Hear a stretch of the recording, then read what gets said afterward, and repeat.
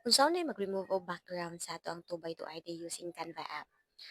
So, stay tuned lang kay aron makita ninyo ang step-by-step process kung unsaon siya. Ang unang buhaton kay i-open ang Canva app sa imong cellphone. So, if wala kay Canva app, of course, imo gid siya i-download or pwede sad ka mo gamit sa Chrome. And then, pag mo anhin na kaaning window, syempre, imong press or tusluka ang plus sign na naka-purple or violet kung sa ba na siyang color. So, mo na siya makaanhi-tanhi. And then, start creating from your media file. Pangitaon lang dayon nimo ang picture nga gusto nimo i-buhaton og 2x2 or mag-remove ka og background.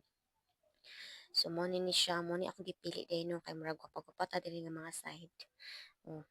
So, makaanhirin ka dinhi. So, nasa ibabaw, edit image. Sa ubos, using a new design or add to a template.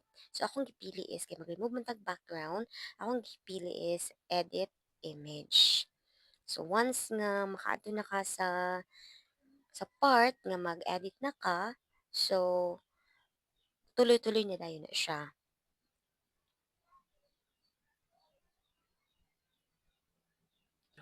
Then, sa ubos sa picture, makita ninyo ang filters, effects, adjust, or crop.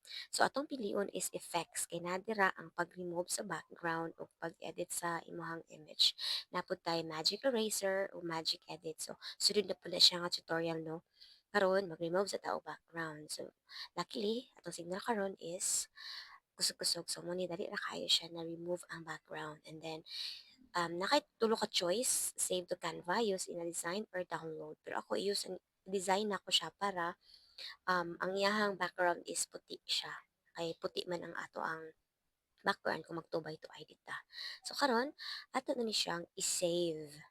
So magulat lang ta nga ang signal mag-load no. Okay sa ibabaw nakakita ka dira, makita nimo ang arrow down ug arrow up. So piliun na to para ma-save siya sa atong gallery is arrow up. So tuslokan lang na nimo siya and then mag-run na din na siya.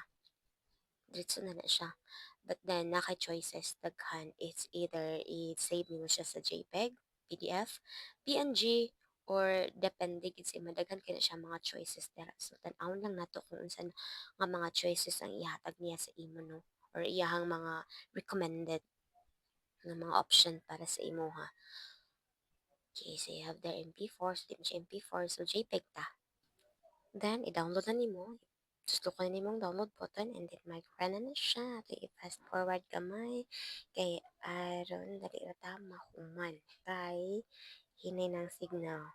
Okay, so ano siya, na-save na siya. Kung tanawa sa imong gallery, kaya dito man na siya na-save. Kung sure bagid na-save nimo siya. Aron dili ka magpalik-palik sa imong trabaho. So as you can see, naragid siya sa ako ang gallery. Pwede na ako na siya i-print. Thank you for watching.